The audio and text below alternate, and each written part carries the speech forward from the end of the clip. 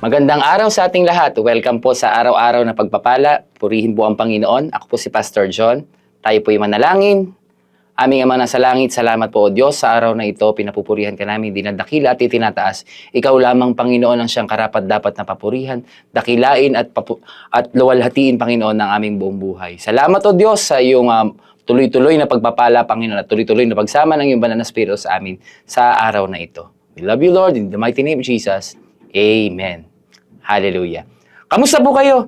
At muli ko kayong binabati at kung anumang oras nyo po ito napapanood ang ating pong devotion sa ating pong araw na pagpapala ay maging kalakasan po natin ang salita ng Diyos. So sa araw po na ito, gusto ko pong i-share sa inyo ang scripture na matatagpuan sa Psalms 30 verse 11. Ang sabi po rito, He has turned my mourning into dancing. He has removed my sackcloth and clothed me with joy. Hallelujah. So pinapalitan ng Panginoon ang ating kalungkutan ng kagalakan. Tunay nga po sa mga panahon ngayon, tulad nga po nito ay mga bare months na po. At sinasabi nga nila maraming ganap, maraming nangyayari, maraming Christmas party, kaliwat kanan. Meron pa nga pong ilang Christmas party umaga. At meron din Christmas party sa araw din yun, na hapon naman. At meron din sa gabi. So talagang sa mga panahon po na ganito, marami pong nangyayari, marami pong kabisihan. Subalit po ang tatanungin po natin sa ating sarili, totoo po bang meron pong joy or meron po bang kagalakan sa mga kalagitnaan ng mga kaabalahan ng mga ito?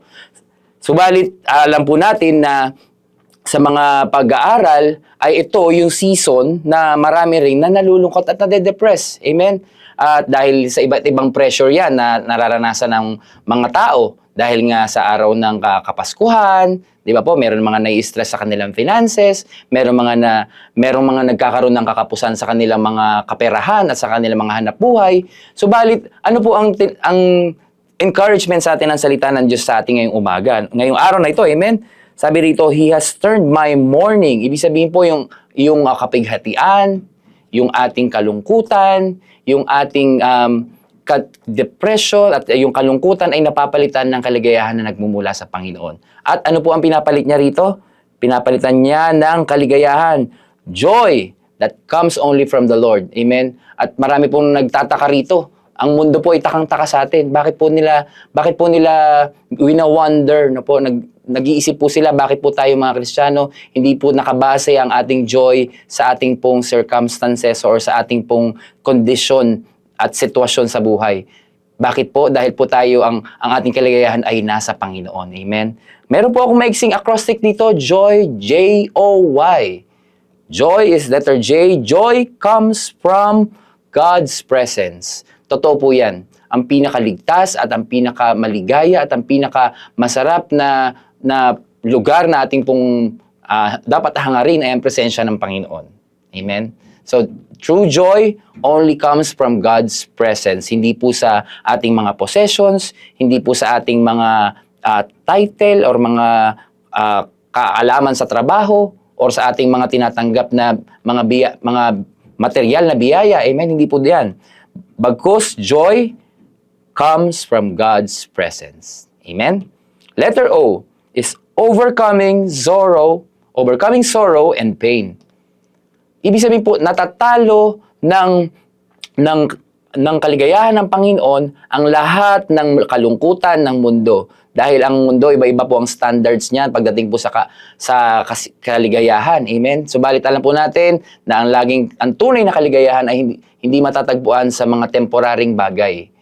Ang totoong kaligayahan po ay matatagpuan lamang sa Panginoon, sa pagiging part ng kanyang layunin at part ng kanyang presensya. Amen?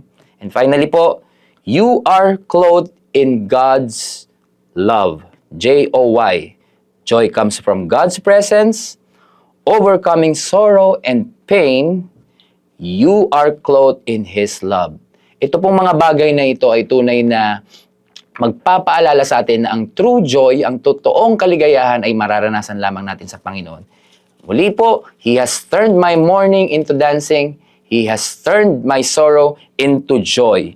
Salamat po sa Panginoon sa araw na ito na tunay nga itong mga maikling powerful words of God na matatagpuan sa kanyang scripture ay napakalaking pagpapala at maaari po nating bitbitin at dalhin po sa buong maghapon natin upang maiharap natin sa lahat ng sitwasyon sa buhay natin. Kung ang cause man ng ating pain or sorrow ay sa sitwasyon, then we can turn into God. Na kung ang kalungkutan naman natin ay nagmumula sa tao dahil may mga tao nagpapalungkot sa atin or nagbibigay sa atin ng sorrow, ang joy pa rin natin ay babalik pa rin po tayo sa pagkuha ng joy sa ating pong Panginoon. Amen? Hallelujah. So salamat po sa Panginoon at ako po muling nagagalak na kayo po nakiisa sa ating pong bubulay-bulay ng salita ng Diyos sa ating pong kalagitnaan. Tayo po manalangin. Aming Ama nasa langit, salamat po Diyos sa oras na ito that true joy is coming from you as we are reminded in Psalms 30 verse 11. Salamat o Diyos dahil yung banal na Espiritu keeps on comforting us at pinapaalala sa amin, Panginoon, na hindi kami nananahan lamang sa mga bagay at sa mga tao dito sa mundo, bagkus, Panginoon, ang aming pong tunay na kaligayahan ay matatagpuan lamang namin sa iyo, aming Panginoon, aming minamahal na Diyos, Panginoong Jesucristo. We thank you, Lord. We love you, Jesus. We love you, Holy Spirit. Salamat po. In your most precious name we pray. Amen. Thank you, Lord. Bye-bye!